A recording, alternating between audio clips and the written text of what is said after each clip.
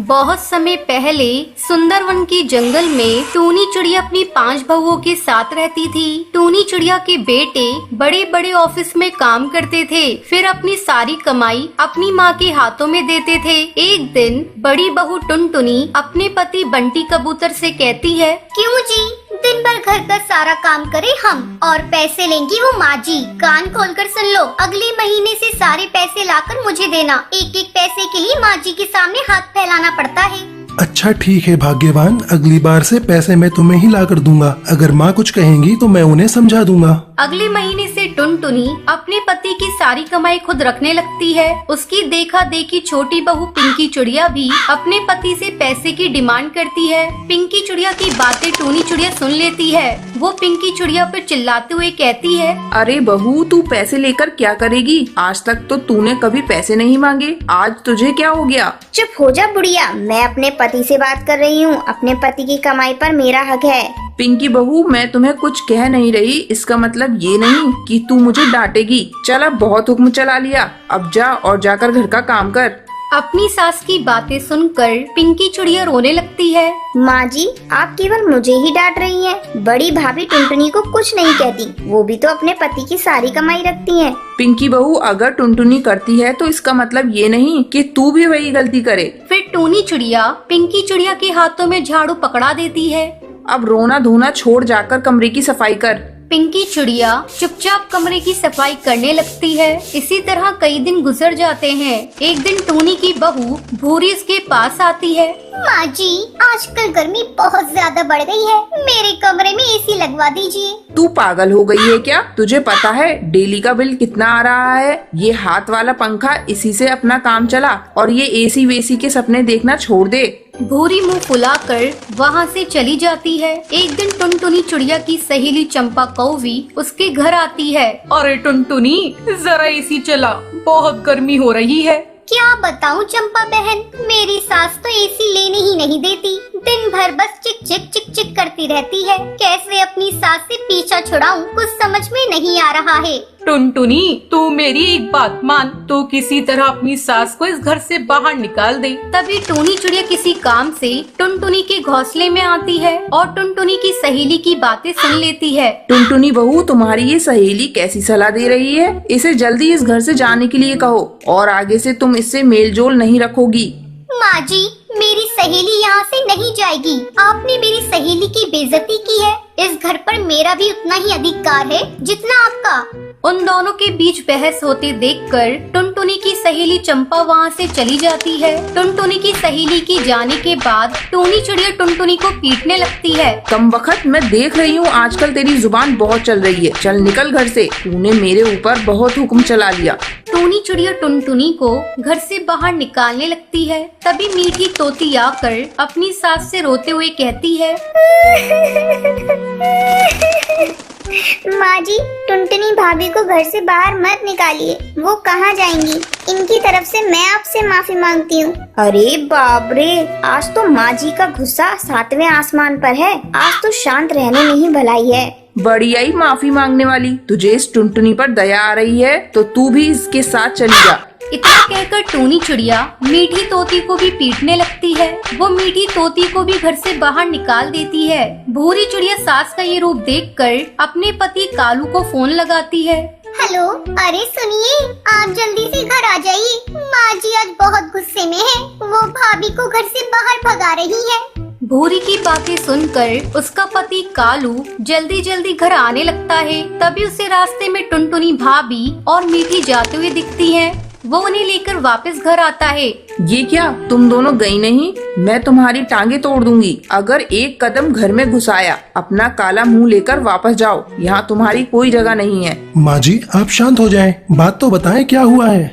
इन दोनों की जुबान बहुत तेज हो गई है। अपनी सास पर हुक्म चलाना चाह रही थी, इसलिए मैंने इन्हें घर से निकाला है। बंटी कबूतर और हरिया तोता माँ जी से माफी मांगते हैं और टुनटुनी चिड़िया और मीठी तोती दोनों अपनी सास से माफी मांगती हैं। इतना सब देखकर टूनी चिड़िया का गुस्सा शांत हो जाता है। टुनटुनी चिड़िया और मीठी तोती के साथ जो हुआ ये सब देखकर बाकी बहू भी सुधर जाती हैं और सभी माँ जी के साथ अपना जीवन खुशी खुशी बिताने लगती होती है। सुंदरवन जंगल में टूनी चिड़िया अपनी बेटी टुनटुनी चिड़िया और बेटा गोलू चिड़ा के साथ रहती थी। टूनी चिड़िया अपने बेटे और बेटी में बहुत फर्क करती थी। अक्सर वो अपने बेटे गोलू चिड़ा के लिए नए नए कपड़े और खिलौने लाती थी। जब वो पुराने हो जाते थे तो वो उसे अपनी बेटी को दे देती थी। उस दिन पटाखों का त्योहार दिवाली थी।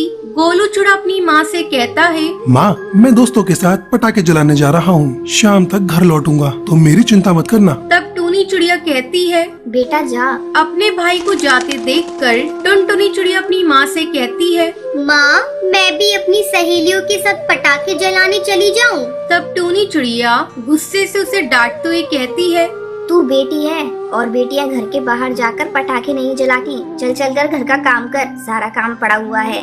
माँ, तुम घर का सारा काम मुझसे करवाती हो और भैया केवल खेलता रहता है, उसे तो तुम कुछ नहीं कहती, बस सारा दिन मेरे पीछे हाथ धोकर पड़ी रहती हो।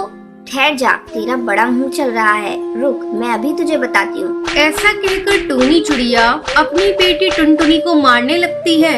धीरे धीरे शाम हो जाती है, लेकिन गोलू का कोई पता नहीं था। अभी तक गोलू घर वापस नहीं लौटा था। टूनी चिड़िया को गोलू चिड़ा की चिंता होने लगती है। वो सोचने लगती है, शाम हो गई, पता नहीं ये कमबख्त कहाँ है, अभी तक घर नहीं लौटा, मुझे जाकर देखना होगा। टूनी चिड़िया गोलू को ढूंढने के लिए जाती है। जैसे ही वो अपने घोंसले से बाहर निकलती है, वो देखती है कि कालू कौवा उसकी बेटी को लेकर आ रहा है। अरे कालू, गोलू तुझे कहाँ मिला? मैं इसी को ढूंढ रही थी।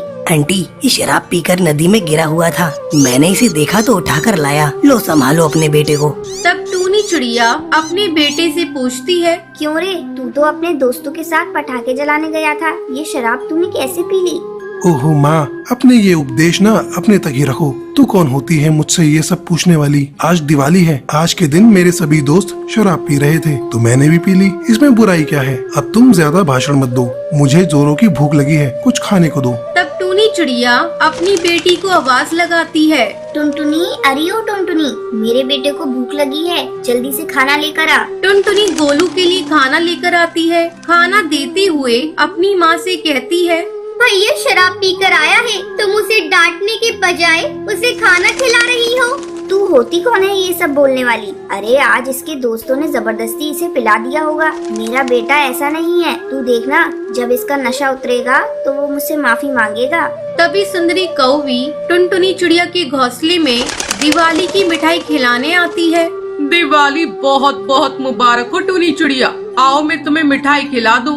थोड़ी देर तक सुंदरी कौवी टूनी चिड़िया से इधर उधर की बातें करती है। तभी टुनटुनी चिड़िया दही भल्ले लेकर आती है और सुंदरी कौवी को देते हुए कहती है, ये लो आंटी, दही भल्ले, इसे मैंने बनाया है। सुंदरी कौवी दही भल्ले को खाती है और टुनटुनी चिड़िया की तारीफ करती है। कुछ भी कहो टूनी चिड़िया, तुम्हारे बेटा और बेटी में बहुत फर्क है। तुम्हारी बेटी बहुत ही संस्कारी है, एक दिन उसकी शादी बहुत ही अच्छे घर में होगी, लेकिन तुम्हारा बेटा आवारा पक्षियों के साथ घूमता रहता है, जरा उस पर ध्यान दो। हाँ हाँ सुंदरी कौवी, तुम ये ठीक कह रही हो, आज के बाद से मैं अपने बेटे पर ध्यान दूंगी। सुंदरी कौवी वहाँ से चली जाती है। ऐसे ही कई दिन गुजर जाते हैं। एक दिन गुस्से में कई पक्षी उसके घर आते हैं। ए चलो रे चलो, सारा सामान घर से फेंको। बेटा गोलू, उधार लेने का तो तुझे बहुत शौक था, चल अभी के अभी घर खाली कर। ये सब क्या है? आप लोग कौन हैं और ऐसे कैसे मेरे घर का सामान फेंक रहे हो? अबे तेरे बेटे गोलू ने ये घर मुझे बेच दिया है, क्या समझा? इस घर के बदले मुझे मेरे पैसे चाहिए, समझी क्या? मैंने आपको हमेशा मना किया, इसे इतनी छूट मत दो, इसे इतना मत बिगाड़ो, पर आपने मेरी एक न सुनी और आज देख लिया, घर बेच दिया है इसने। तभी टुनटुनी फोन पर जंगल के सबसे बड़े वकील जिगरबाज से बात करती है। आप लोग बिना किसी कानूनी नोटिस के हमें घर से नहीं निकाल सकते। तू सिखाएगी हमें कानून? है बड़ी आई कानून सिखाने वाली, तेरे भाई ने ही बेचा है ये घर मुझे, समझी क्या? इतने में कड़कनाथ सेठ टुनटुनी को मारने लगता है। तभी वहाँ पुलिस आ जाती है। रुक जाइए, तेरी इतनी हिम्मत, दिन दहाड़े गुंडागर्दी करते हो। पुलिस को देखते ही कड़कनाथ सेठ और उसके चमचों की हवा टाइट हो जाती है। पुलिस उन सभी गुंडों को गिरफ्तार कर लेती है। मेरी बच्ची, मैं तो तुझसे नजरें भी नहीं मिला सकती। जिस लड़की के पैदा होने पर मैंने शर्म महसूस की, आज उसी बेटी ने मेरा सर झुकने से बचा लिया। और जिस बेटे पर मैं अभिमान कर रही थी, वही आज मेरी इज्जत नीलाम करने पर तुला हुआ है। माँ मुझे माफ कर दो, मेरे से बहुत बड़ी गलती हो गई। मैंने जुए के लालच में सारे पैसे बर्बाद कर दिए। इतना कहकर गोलू रोने लगता है। टूनी चिड़िया भी मच चुकी थी। संतान बेटा हो या बेटी, एक समान होते हैं।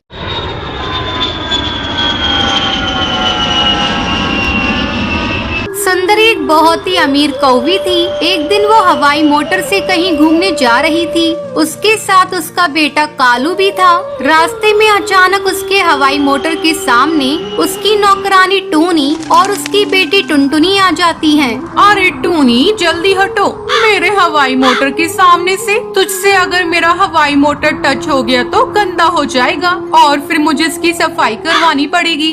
माँ, ये मालकिन को देखना, ये ऐसे क्यों बोल रही है? क्या ये आसमान इसने बनवाया है? हम पक्षी इस पर उड़ नहीं सकते हैं? अपनी हवाई मोटर लेकर क्यों निकलती है जब इन्हें डर रहता है कि इनकी मोटर गंदी हो जाएगी?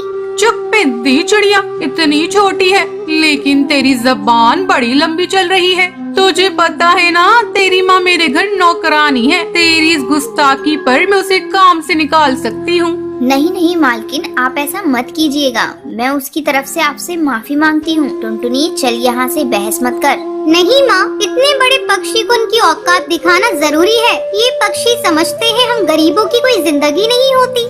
आप जाइए मालकिन, मैं इसे लेकर जाती हूँ।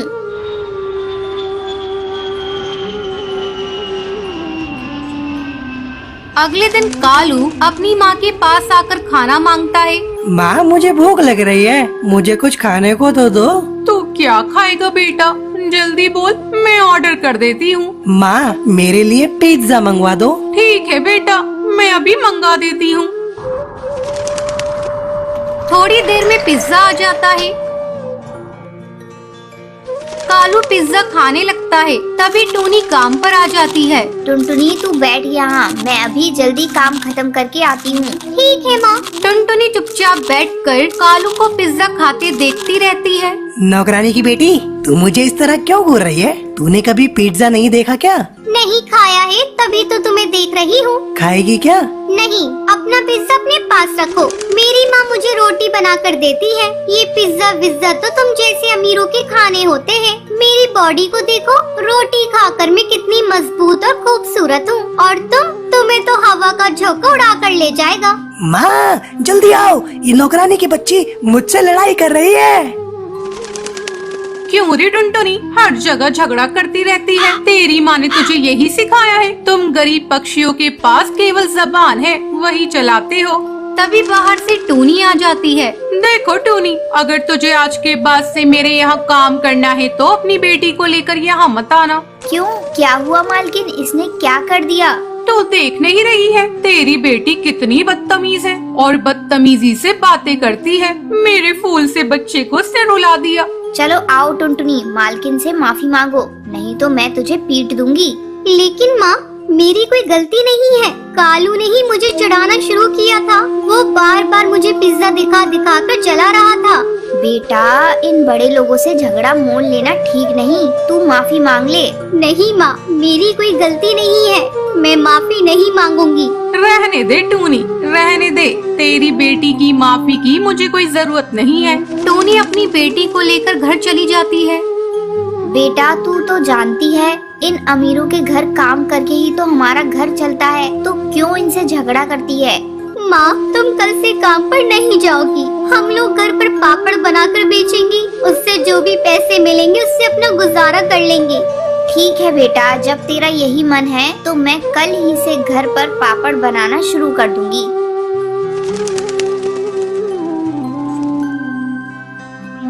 अगले दिन से टूनी पापड़ का स्टॉल लगाकर बेचना शुरू कर देती है। इस तरह दोनों माँ बेटी की जिंदगी हंसी खुशी कटने लगती